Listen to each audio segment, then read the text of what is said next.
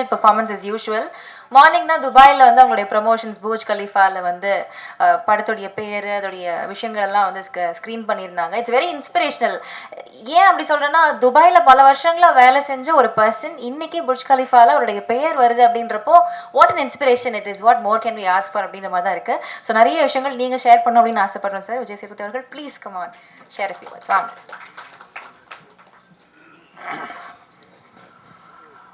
முதல்ல இங்கே வந்திருக்க உங்கள் அனைவருக்கும் மிக்க நன்றி. ராமோஜிராவோட அவருடைய இறந்து போனார் கேள்விப்பட்ட போது எனக்கு ரொம்ப வருத்தமாக இருந்தது. எனக்கு அவருடைய நேரடி தொடர்போ எதுவுமே இல்லைனாலும்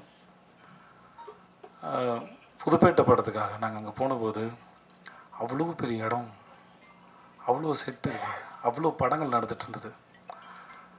2005 நாங்கள் போகும்போது இதை ஒருத்தர் கற்பனை பண்ணாரா, இதை ஒருத்தர் நம்பினாரா?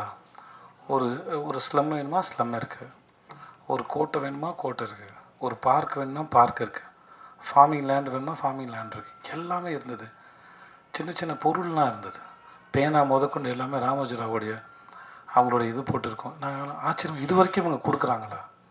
உள்ள ஸ்டார் ஹோட்டலேருந்து அவ்வளோ வசதி, இவ்வளோ கற்பனை ஒருத்தர் இப்படி பண்ணார். அது என்னோட ரொம்ப ஆச்சரியம். அவரோட வீடு பார்ப்போம், கண்ணாடி போட்டு மூடி இருக்கும். நாங்கள்லாம் பேசிப்போங்க, அது மேலே ஹெலிகாப்டர் வருமா நிற்குமா அப்படிலாம் பேசியிருக்கோம். ஸோ ரொம்ப ஆச்சரியமான ஒரு மனுஷனாக எனக்கு அவர் இருந்தார். ஸோ அவர் இறந்து போன போது நான் ரொம்ப நாளாச்சு படத்தில் நடித்து, பட் அது கேள்விப்படும்போது காலைல செய்தியாக பார்க்கும்போது இப்போ அஞ்சலி செலுத்தும் போது சரி ஆட்டோமேட்டிக்காக நாங்கள் அங்கே வந்து, ஏன்னா ஹீரோ ஃப்ரெண்டாக நடிக்கும்போது வந்து உங்களுக்கு எதுவும் வேலை இருக்காது. நாங்கள் போனோடனே அசிஸ்டன்ட் சொல்லிவிடுவேன், சார் நான் அங்கே தூங்கிட்டு இருப்பேன் சார் அப்படின்னு சொல்லிட்டு போய் நான் வாட்டுக்கு படுத்துருவேன். எனக்கு இப்போ தான் தூக்கம் குறைவாக வருது. அப்போது பெரிய கனவும் பாரமும் இல்லாதனால எங்கே படுத்தாலும் நான் தூங்கிடுவேன். அதில் செட்டில் எங்கேயாவது ஒரு இடத்துல சொல்லிவிட்டு எல்லா படத்துக்கும் போயிட்டு கொஞ்ச நேரம் இருந்து பார்த்துட்டு, நானும் ஷூட்டிங் வேடிக்கை பார்க்குற மாதிரி வேடிக்கை பார்த்துட்டு ஒரு இடத்துல படுத்து தூங்கிடுவேன். அப்படி நான் நிறைய இடத்துல படுத்து தூங்கியிருக்கேன்.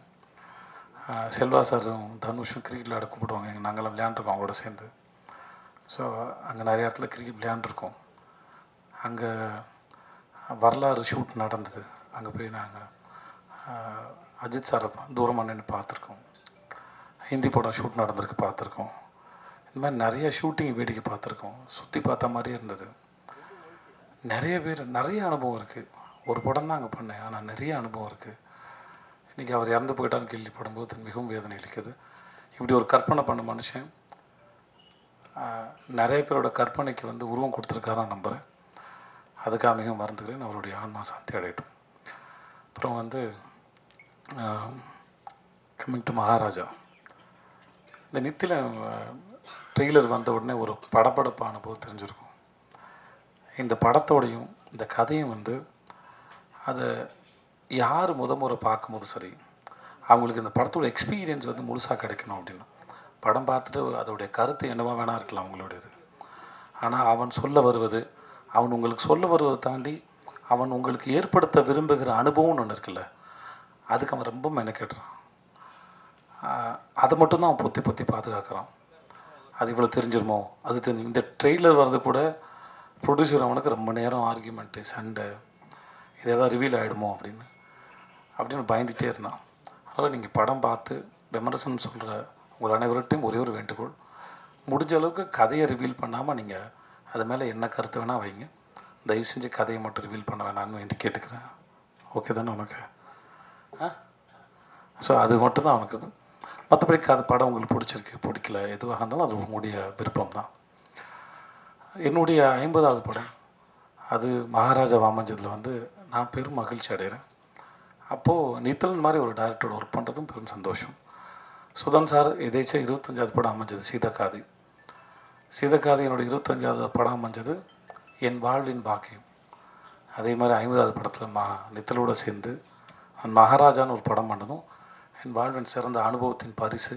இல்லை, அதையும் நான் பாக்கியமாக தான் பார்க்குறேன். ஐ ஹேட் அ ஒண்டர்ஃபுல் எக்ஸ்பீரியன்ஸ். சூப்பராக இருந்துச்சு. ஒவ்வொரு நாளும் ஒருத்தனுடைய தேடுதலோடையும் அறிவோடையும் அவனுடைய ஆர்வத்தோடையும் அவனோட ஃபில்ம் மேக்கிங் எக்ஸ்பீரியன்ஸோடையும் ஒருத்தன் ஓப்பனாக இருந்தார், திறந்த புத்தகமாக இருந்தார். கலந்து பேசக்கூடிய அளவுக்கு சேர்ந்து 2 பேரும் சேர்ந்து ஒரு விஷயத்தை கண்டுபிடிக்கணும் ஒரு சீனில் நான், அவர், கேமராமேனு, கோ ஆக்டர்ஸ் எல்லாருமே சேர்ந்து அந்த அனுபவம் ஒரு ப்ராசஸ். ஒரு விஷயத்தை தேடும்போது, ஒரு கூட்டமாக சேர்ந்து தேடும்போது கிடைக்கிற அனுபவம் இருக்கு இல்லையா, அது மிக அற்புதமானது. அதை வந்து பல முறை நான் நித்தினோட ஒர்க் பண்ணும்போது, என்னுடைய கோ ஆக்டர்ஸ் எல்லாரோட ஒர்க் பண்ணும்போது அதை அனுபவித்தேன். It was a fantastic experience. Thanks so much Nithin for that. June 14 வருது. உங்கள் எல்லாருக்கும் அந்த படம் பிடிக்குன்னு நினைக்கிறேன். மற்றபடி என்னோடய படத்தில் நடித்த நட்டீஸாக இருக்கட்டும், மம்தா, அபிராம் மேடமாக இருக்கட்டும், அந்த கல்கியாக இருக்கட்டும், அந்த வினோத் சாகர். கல்கி எனக்கு இந்த படத்தில் தான் தெரியும். வினோத் ஆரஞ்சு மிட்டாயில் நான் விரும்பி கேட்ட நடிகை. எனக்கு இந்த மாதிரி ஒருத்தர் தான் நல்லாயிருக்குன்னு சொல்லிட்டு அப்போதுலேருந்து பழக்கம். ஸோ கல்கி வந்து நான் அவனை ரொம்ப ரசிக்கிறேன். நான் அவனை ஏன்னா அவன் சீன் பண்ணும்போது அவன்கிட்ட ஒரு வியர்டான டைமிங் இருக்குது. ரொம்ப நல்ல நடிகன். எதிர்காலத்தில் மிக சிறந்த நடிகனாக வருவான் நான் நம்புகிறேன். அவன்கிட்ட நிறைய இருக்குது எக்ஸ்ப்ரெஸ் பண்ணுறதுக்கு. சிறந்த சந்தர்ப்பம் அமைஞ்சு நல்ல பெரிய ஆக்டராக வரதுக்கு. உட்காருங்க சார். அதுக்கு நட்டி சார் அந்த படத்துக்கு வந்தது மிகப்பெரிய ப்ளஸ்ஸு. அந்த கேரக்டரை ரொம்ப அழகாக கேரி பண்ணியிருந்தார். அவருக்கு ரொம்ப நன்றி. அந்த அருள்தாசனை இந்த 50 படத்தின் ஒரு அழகான கோலமாக இருந்தால் அதன் முதல் புள்ளி அவர் சொல்லி அவரால் நடந்தது அது. ஸோ அவருக்கு ரொம்ப நன்றி. என் இயக்குனர், என் குருநாதர், என் சின் ராமசாமி சாருக்கு அவருடைய வாழ்க்கையை கேள்விக்குறியாக இருக்கும்போது என்ன மாதிரி ஒரு ஆளை, யாருமே நம்பாத ஒரு ஆளை, என் உறவுகளும் என் சார்ந்த யாருமே நான் நம்பாத ஒரு ஆளை, நானே நம்பாத ஒரு ஆளை, தான் இக்கட்டா சூழலில் இருக்கும்போது என்ன மாதிரி ஒருத்தரை கூப்பிட்டுக்கிட்டு அந்த படத்துக்கு ஷூட்டிங் போனது வந்து மிக ஆச்சரியமான ஒரு விஷயம். அது நடந்ததுக்காக அவருக்கு மிகப்பெரிய நன்றி.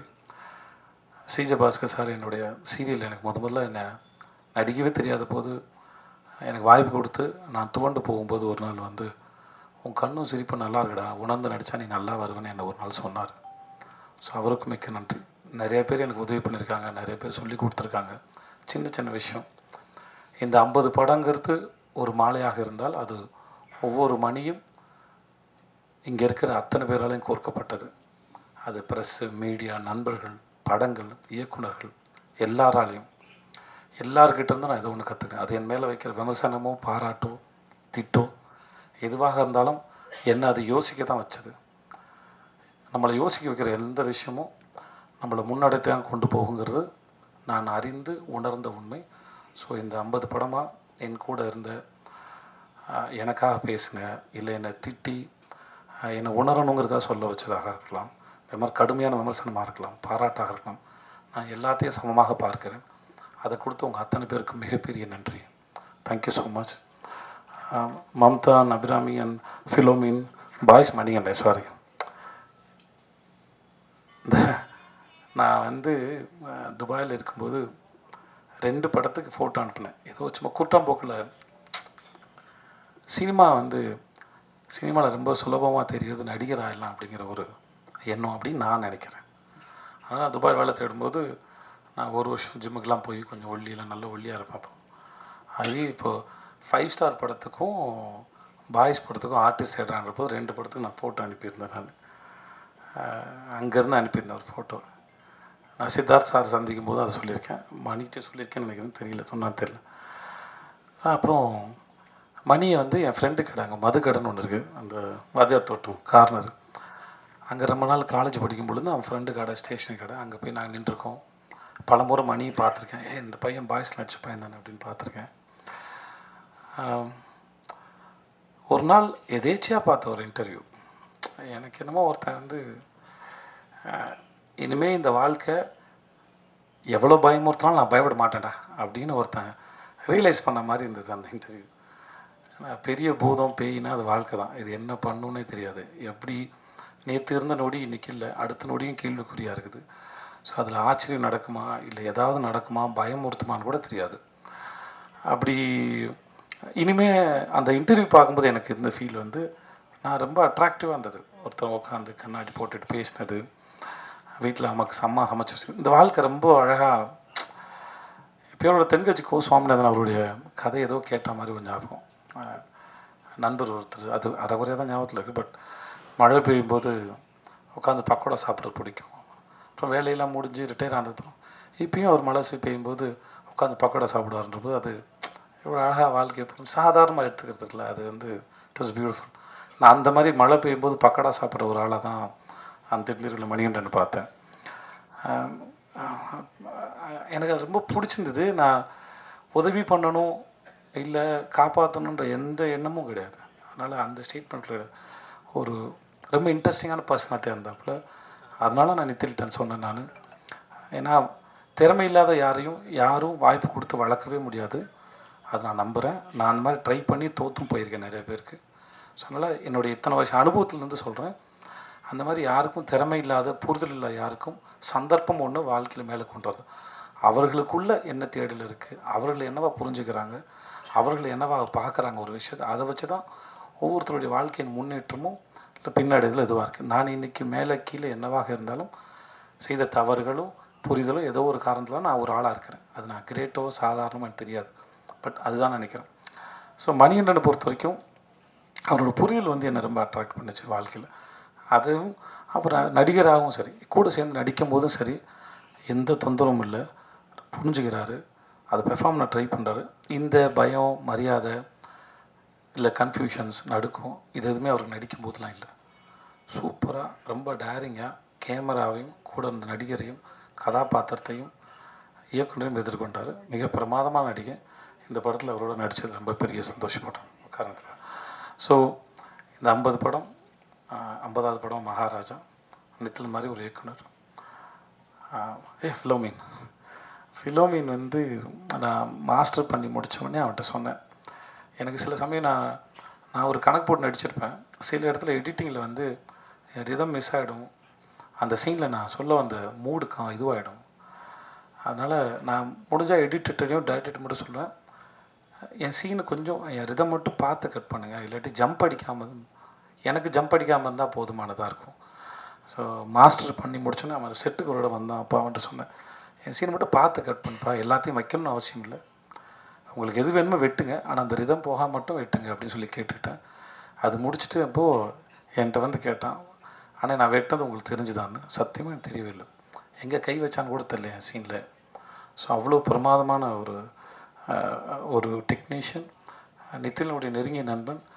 அதெல்லாம் தாண்டி தொழிலில் ரொம்ப நேர்மையான ஆள். அவங்க டைரக்டர் என்ன சொல்ல வராரு அதை எப்படி கொடுக்கணும். முக்கியமாக சாதாரணமாக ஒரு படத்தை டைரெக்டாக நேரடியாக சொல்லும்போது இருக்கிற கணக்கு வேறு, நாங்கள் த்ரில்லராக சொல்லும்போது அதை ரொம்ப அழகாக செஞ்சுருக்கேன் ஃபிலிமே.